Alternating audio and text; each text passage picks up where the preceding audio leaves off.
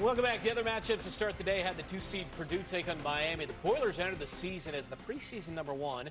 Stumbled a bit in conference play, but have hit their stride in March, and that continued today against the Hurricanes, the Big Ten tournament champs. Up by 4, Oscar Clough, offensive rebound. Roy, you can appreciate that. Out to Fletcher Lawyer, dials up the 3. They're up by 7. Find the three-point shooters after offensive rebounds. Trey Kaufman in the post with a nice little spin with the left hand. He's finishing nicely. Purdue is up by 3. Sheldon Henderson, he's going to get the pass. He's going to dunk it with strong with 2 hands. Hurricane are up 2. The score is back and forth, y'all. Coming off the screen, True Washington's going to size up. Ooh, knock it down in Fletcher Lawyer's face. You got to get a little bit closer now. Clock winding down. We're in the zone. Trey Kaufman passes it out. Get C.J. Cox will knock down that 3. He is hyped. Second half we go. Trey Kaufman is going to get the pass from Braden Smith. Pump fake, gets that bucket to go, and 1. And but Miami's not going away. Trey Donaldson comes off that screen. He will miss it, but the big fella Henderson with the 2-handed putback. Ellis Smith pocket pass to Trey Kaufman. Ooh, push shot. Love it. Purdue wins 79-69. This is Smith's 100 career NCAA assists, time for 5th most in all time, next to Greg Anthony. 500th career win for Matt Painter as head coach at Purdue. He was at the podium after the win. First of all, congrats to Miami and their coach, Jay Lucas, for just a fabulous season, man. For a first-year coach to have that kind of a improvement in wins and being able to piece a team together, and they gave us everything that we can handle. When CJ goes down, I felt like Jakari came in and gave us a big lift. And so when there's not that much drop off, especially in tournaments like these, when maybe 1 or 2 guys aren't playing well to begin with, to have other people that can come in and pick them up is just really important. These guys have put in I know coaches talk about it, but they've put in so much in all areas to be the best that they can be. And that's how you end up getting a lot of victories, because you have really good players that are committed. It's a tough one. I felt we were right there, and then it's just moments in the game. When you get in these high-level tournament games, there are 1 or 2 moments, 1 or 2 plays, 1 or 2 situations that kind of separate the game. It was a 10-point win, but the game was a lot closer than that. It was an absolute pleasure and a joy to coach this team.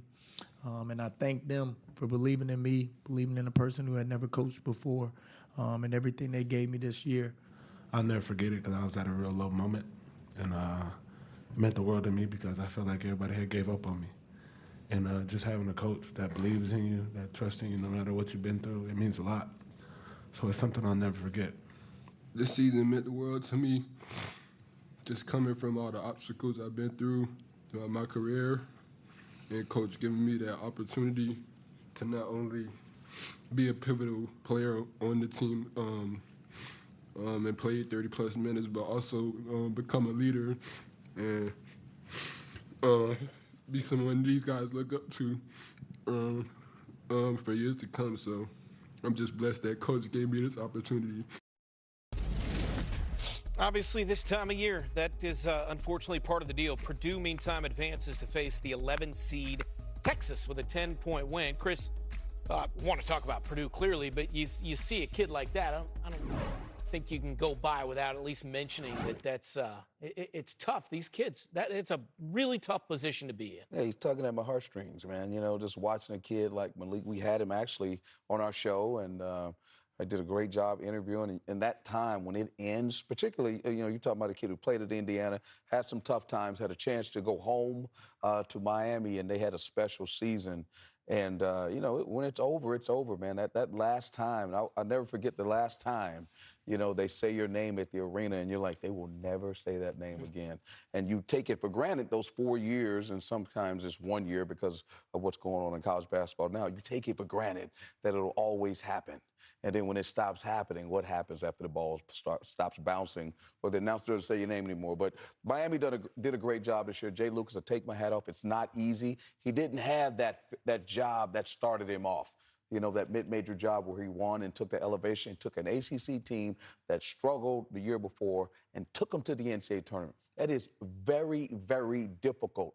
That is a mark of leadership. He comes from great stock. His dad was a great leader and great coach and great player, and he learned under some great coaches and played and coaching some great programs, including coming from Duke. So this is the recipe for finding ADs, this great coach that you want. You look at the track record, look at the mark of success. He was a great player as well in high school and in college. The bottom line is they just ran up against a very good team that is on an unbelievable run right now with one of the best point guards we'll probably see in college basketball in a very long time. Yeah, I think obviously Miami should not be, lowering their head. They should hold their head up high. They had a good season. Coach Lucas' first season as a head coach, he brought in some really good players. They gelled very quickly, and that's very hard to do in this day and age.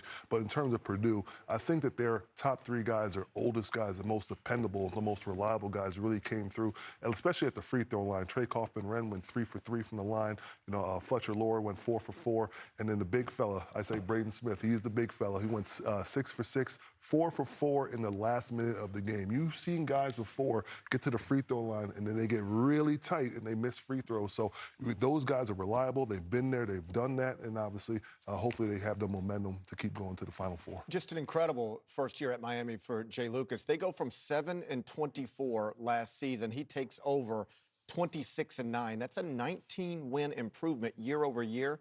No team in the history of the NCAA record book has ever improved win total by that much outside of the pandemic-impacted 2020-21 season. So historic stuff for Jay Lucas. And you see Malik Reneau, the emotions heavy. That makes sense to me because he's going to play basketball again. Yeah. He'll get paid money at the professional level.